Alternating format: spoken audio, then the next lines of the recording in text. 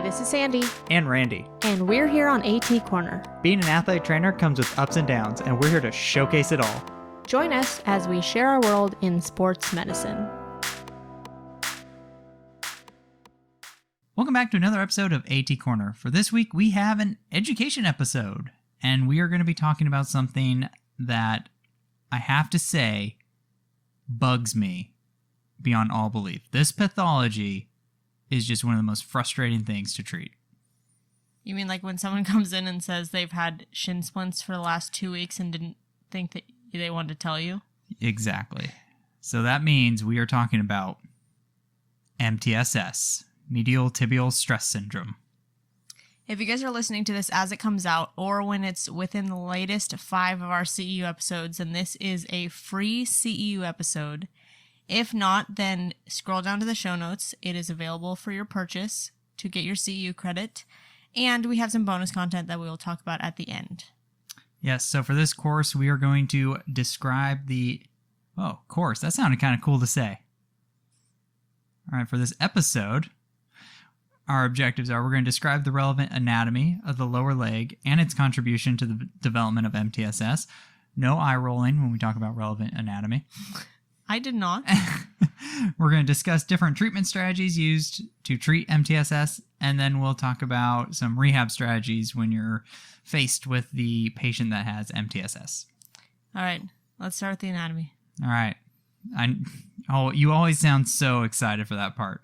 So there's three big muscles within the lower leg that I think are very relevant to talk about when we're talking about MTSS. The first one is the soleus. So the reason this one's important is you really have to look at where it originates, and it really comes off of the proximal quarter of the fibula, the soleal line, and this one's kind of big for MTSS, the middle third of the medial border of the tibia. It's very close to where some patients actually have pain in their that medial shin, that medial tibia, so that might come in handy a little bit later. The next muscle is the tibialis posterior. This one originates at the middle and lower thirds of the posterior medial tibia. We're starting to get a theme here. And the tib posterior, I don't know if this matters, but I think it's a fun fact. It's the only muscle that attaches somewhat on the cuboid. That's a fun fact. I use it a lot in diagnosis, actually. I taught my student too. That's good. That is good to know. Mm-hmm. See, anatomy. It's fun for all ages. No eye rolling here. That's right. Fun for all ages. And then finally, we have to talk about the flexor digitorum longus, which originates from just distal to the soleal line, so it's very close with the soleus, and the fascia of the tibialis posterior. So a lot of interconnectedness between these muscles and where they're attaching to that posterior medial tibia. So basically you have the soleus and you have your post-tib, and those are both important, and the flexor digitorum longus, which just kind of connects those two. Yes, and it might have a role in MTSS pain as well. Like I said, there's a lot of these muscles are really close together. They attach to the same fascia, so there's a lot of influencing of each other, and you'll see that as we start talking about like treatment options and neuromuscular control and rehab. So we can't talk about shin pain or MTSS without also talking about some bony physiology. We actually did a pretty good segment, or episode I should say, on stress fractures. I think it's one of the episodes in the 30s. I can't remember which one, but that one is also eligible for CEUs. So if you go back and listen to the stress fracture episode, we'll talk a little bit more about bony physiology. But for this episode... Yes, thank you, Precision AT. Yes, exactly. For this episode, we're just going to kind of like glance through it really quick. So you have osteoclasts, which we know absorb bone, osteoblasts deposit bone, and then your osteocytes are those more mature osteoblasts, and they communicate with the osteoblasts around them. What I thought was interesting was going through this reading, there was a good article that talked about how does inflammation affect bone remodeling. And I thought it was very interesting because in MTSS, there could be some inflammation being played, whether it's coming from the fascia or those proximal attachments from those muscles or within the bone itself. And what they found was prolonged inflammation in the area of the bone can actually promote osteoclast activity. So if you have inflammation, it's just basically telling the bone to break itself down? Exactly. It's a part of the whole signaling process. It's saying that, hey, there's damage here. We need to clear out the damage before we let the osteoblasts come in and repair. So it's basically saying clear the way, but it's not telling the builders to build fast enough. Yes, not until it's cleared the way. But the problem is if you stay in inflammation, if you keep adding that trauma, the clearing away part never stops or never slows down. And the osteoblasts are like, when is it my turn?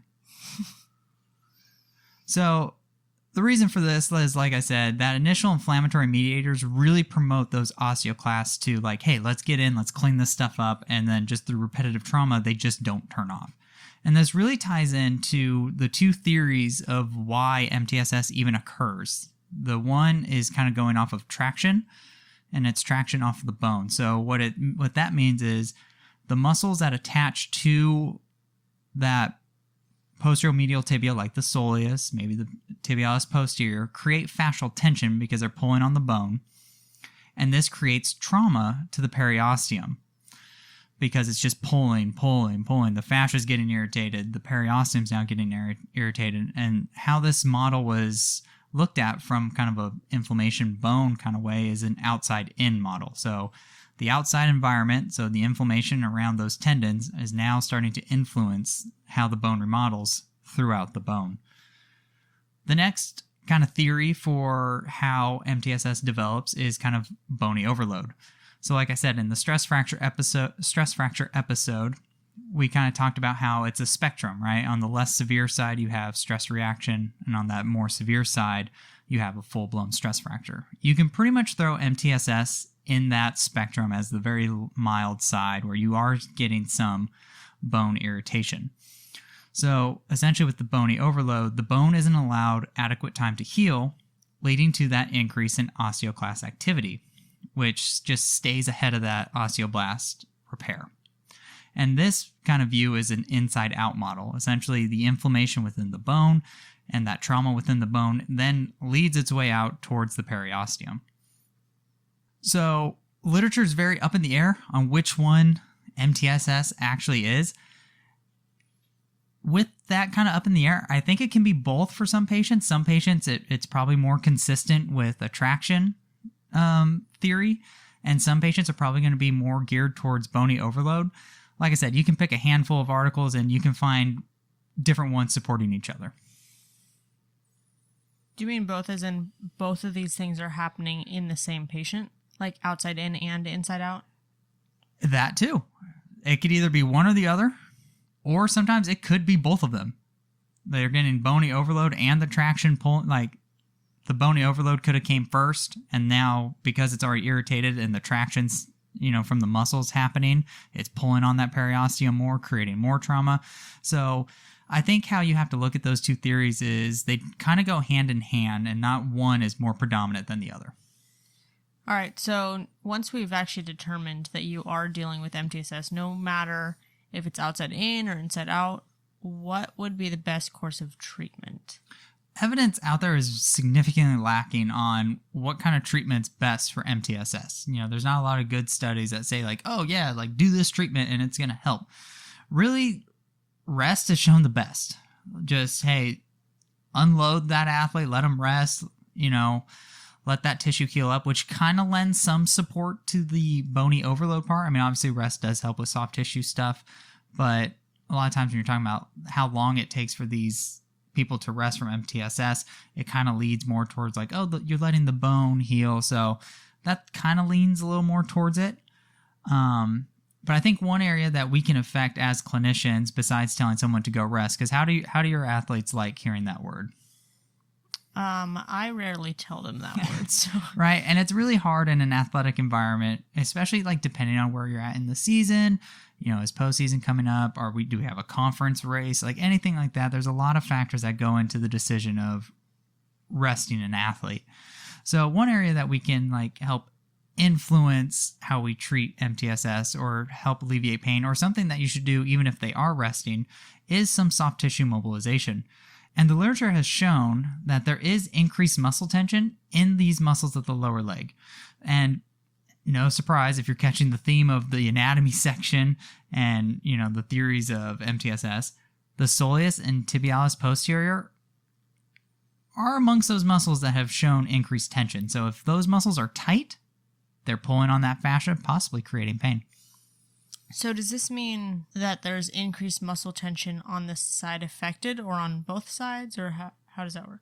I mean, it could be both sides, but more talking from the side affected. So the literature, when they examine these studies, they're taking the side that's painful. And if it's someone who has bilateral painness, they're taking the side that's most painful. So this is also supported with some studies showing that those who have MTSS have a decrease in dorsiflexion, which we know the soleus, the tibialis posterior, the flexor digitorum longus, all are plantar flexors. So if they're tight, they're going to reduce that dorsiflexion range of motion, which if you have a decrease in dorsiflexion range of motion, you also see an increase in foot pronation as a compensation. Which basically means if you're pronating, then you're probably overworking your tib posterior. Exactly. Which is stressing your medial tibia. Exactly. Which it can either cause more bending of the tibia, which can stress the bone, or it can create a lot of torque or rotational, force on the tibia, which can also cause more irritation as well. I think that it's, obviously it's good that the literature supports that, but I feel like dorsiflexion is a really big part in treating MTSS. Absolutely. So I feel like that is not only just because you're stretching the calves, but also because of that pronation, like you were saying, just we're trying to recorrect. I always say this didn't happen overnight. We can't fix it overnight. Yeah, absolutely. So yeah, and I mean, it definitely highlights how important muscle tension in these muscles can really influence the course of treatment, and being able to alleviate that and allowing the joint to move normally is huge, especially because if that dorsiflexion is limited, you're not that joint motion is important for absorbing force. And if you don't have a lot of motion to absorb that force has got to go somewhere, and it's probably going to the bone. Next, I would say, utilize your modalities. I know a lot of people either don't have access to them or don't like using them a lot, but it can definitely help with decreasing the pain associated with MTSS. And also, we talked about how detrimental prolonged inflammation can be to a healing bone. So, hey, use your modalities, if anything, to help get that inflammation out. And then one modality that has come across the literature, I haven't really read into it just because, not a lot of ATs have access to it, is shockwave therapy. There are definitely a lot of studies that have looked at, using shockwave therapy to work with cases that have had prolonged MTSS. I'm unsure of how favorable. I've heard good things anecdotally, but as far as the literature, I can't say oh yeah, there's plenty of support for that. So that's just something that's out there. If you have access to it, it might be very helpful. If someone's used it, please let us know and let us know how you feel about it. I can't even tell you what that looks like, actually. All I know is it's very loud. Oh. It basically sounds like a jackhammer. I mean, the Theragun used to be loud. Oh my gosh, yes. It sounded like a construction crew. I felt bad because we would take that one on the road because we didn't want it in the clinic anymore, because the minute you have two Theraguns going on, you couldn't hear anything. So that was the tool we took on the road instead of the Hypervolts. And in the hotel, I felt so bad. I was like, I'm sure people are like, what is happening down the hall? Did you have any reading on vibration and MTSS? Nothing specifically that looked at it by for that condition. I would say if you're going to use the vibration or the percussion machines like Hypervolt, I would say kind of look at the literature that has looked at how does it affect blood flow, how does it affect muscle tension and range of motion, which it has shown to be very favorable in increasing blood flow and increasing range of motion. So it is definitely doable. If you're worried about maybe more of a bony overload issue rather than, or worried about stress fracture, as opposed to MTSS or the traction theory of MTSS, vibration might be too tender for them because it may vibrate the bone. So it kind of go off of your patient. As always. As always. All right, what are some other rehabilitation strategies? Yes, we're all about not just treating. We actually want to fix these issues, or at least prevent them from happening later. As with any pathology, neuromuscular control and just the whole motor system goes haywire. I was really amped writing haywire. I liked it. Literature has shown that there is an increase in soleus activity during propulsion. So during that, like when you're pushing off when you're walking, the soleus has been shown to have higher activity in those with MTSS. So, and I believe from what I read also, it may actually increase the risk of MTSS as well. I can't remember. I'll have to double check that, but I believe that's what I read. Wait, can you repeat that? What does? The soleus. So the soleus has an increase in activity during that propulsion phase of walking. So when you're getting that push off. Which makes sense because you're kind of bending your knee. Exactly. And what I kind of associate this with is EMG studies are it's always difficult to interpret what kind of results. Like when you think of increased activity, you might think like, oh, well, that muscle is like overactive, or like, oh, that muscle is like the dominant muscle controlling that movement. But also what can increase activity of a muscle is if it's weak, because it needs to fire more motor units to increase its torque production, right? Or its force production. So that kind of ties into studies showing that those with MTSS have lower plantar flexor strength and endurance. So now what I'm thinking is that soleus is probably weak, and that's why it's showing such a high activity during that propulsion phase. Tight and weak. Tight and weak. Tight and weak. Next, you will also see a lower muscle cross-sectional area. So this is kind of done by just girth measurements. So that kind of just calf region, or that lower leg region, has lower muscle mass. So you're seeing, again, that can influence strength. Lower cross-sectional area could probably mean that you're dealing with weaker muscles, which means they're probably not going to have a lot of endurance either. And then those with MTSS have been shown to also have increased eversion, or even prolonged eversion, so they have a harder time of getting out of that eversion to go back into inversion and supination, which again could go back to the muscles that do that. Exactly, which can go back to them being weaker, or them having a lower endurance, or both. So if they're fatigued, they're not going to work like they used to. So I would say when you're doing your rehab, I'd say, target these deficits, improve that lower leg mobility, really get those muscles to reduce their just resting tension, or their tension with movement, improve that dorsiflexion. Get that soleus and get that posterior tibialis, stronger, get them more, improve their endurance. Obviously, maybe not right away. Someone could be really tender when you're trying to strengthen that posterior tib, if they're in a very acute flare-up of their MTSS. So maybe you have to decrease their pain first, and maybe work on their intrinsic foot muscles, which play a huge role in controlling how the arch moves. And we talked all about intrinsic foot muscles when we talked about the plantar fasciitis episode. Yes, that's right. And in our bonus content, we talk about toe yoga. Yes, and we actually demonstrate it, so you're able to actually get an idea of it. So we had a lot of tie-ins with this episode, which is kind of cool when you talk about MTSS. Right.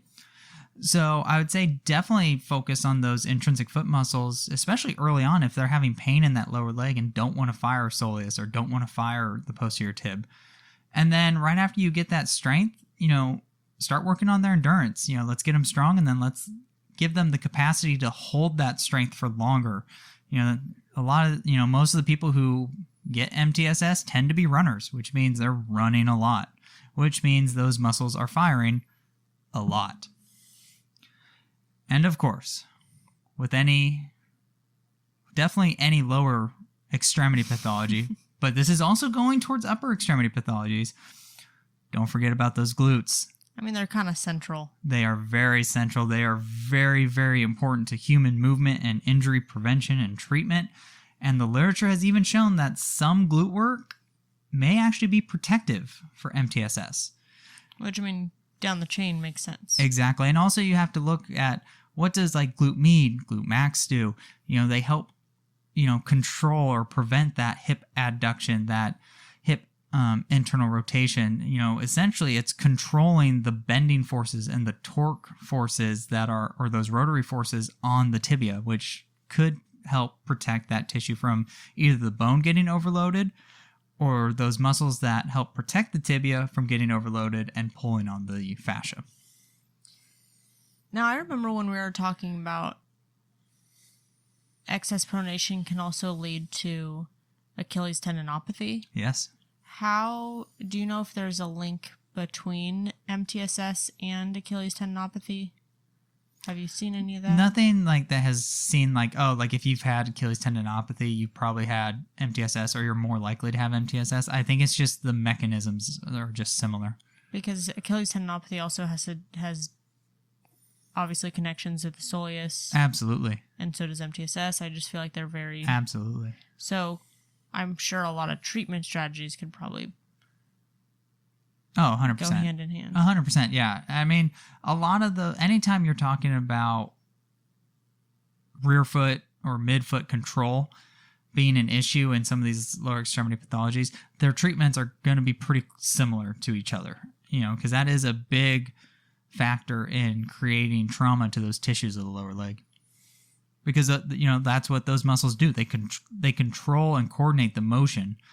It's very interesting because even the coordination between the rear foot and midfoot is off in MTSS. So those with MTSS have shown more rear foot dominant movement. Instead of moving together, the rear foot likes to move first and then that midfoot gets going. So you can see it's just not coordinated like someone who doesn't have MTSS pain. A lot of avenues to show that you can, a lot of different avenues to attack this condition, and which makes it, one, frustrating, and it makes it very hard to study about what treatments are better. And plus, it takes a long time for some of these studies, to be able to, do the rehab and then, let's test to see, did it make a change? And, it takes a long time to do those. So what is our action item of what we're going to take away today from what we learned from MTSS? Whether you side with one theory on how it starts, either way, you're trying to protect that bone. And I would say attack it from as many angles as you can. Improve that mobility, improve the lower leg strength, and don't forget about those glute strengths. That glute strength. I gotta say, some of my favorites, other than working on calf mobility and toe yoga, are anything that has to do with either standing, walking, functional glute strength, or even just side-lying hip abduction. Absolutely. I mean, you also have to gear towards what you have time for. Yes, doing motor control and motor retrain, motor relearning, training. That's awesome. The literature is very supportive of that.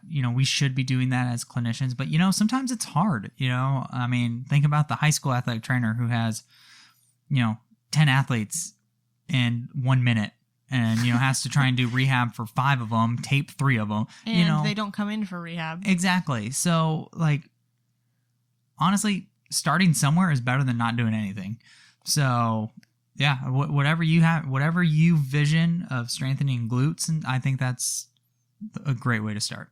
Right. And I think something really easy that I used to do at the high school was give them 3 things. Give them a calf stretch, give them a balance or some sort of arch exercise, and give them a glute, like monster walks or side-lying hip abduction or something, just 3. So mobility, balance, and strength. And then those 3, you can build off that. And 3 is easy to remember, and they can do all that stuff at home. Yes, we know high school kids, their attention span is not the largest. You mean I'm not fixed today? Oh, that too. Everyone wants that magic, that one treatment that gets them there. Sometimes that doesn't happen. And MTSS is definitely one of those things. No. Any other goodness we have for our episode? No, I think that's MTSS for you. So if you guys want to read more on where Randy's read, on how many articles did you say you used for this? See, that's the tough thing. This one doesn't have a ton because MTSS has been really missing a lot of stuff in the literature, and it's a lot of retrospective stuff. I'm probably sitting at like 15. Okay, that's more than I've read. So, so if you want to look at those 15 article citations, they will be on our website. Again, huge thank you to Precision AT. Make Yes. sure you head down to the show notes because they're basically sponsoring this CEU, these free CEUs. Yes, they've done a lot of work for us and have really helped us out. And they do a lot of behind the scenes work that basically we just produce the content and they do all the hard work. Absolutely. So we really appreciate that. Make sure you go check that out. Make sure you can go check out our other CEU episodes as well. Again, everything's in the show notes down below. If you want to check out our Facebook group, you can, facebook.com/group/ATcornerPodcast. And if you're new, we do every other episode as education or stories. This one was an education episode. Next episode, we're going back to our stories from real athletic trainers. And if you want to submit your story, head over to our Instagram at ATcornerPodcast. Lastly, if you're looking for another avenue for CEUs, we have a discount code with MedBridge. So if you go into MedBridge and sign up, you use the code ATcorner. All one word. All one word. And you can have access to everything MedBridge offers, depending on the plan you sign up for. Yeah, sounds pretty good. Randy, you got anything else to add? Nope, that was perfect. Thank you for helping us showcase athletic training behind the tape. Bye.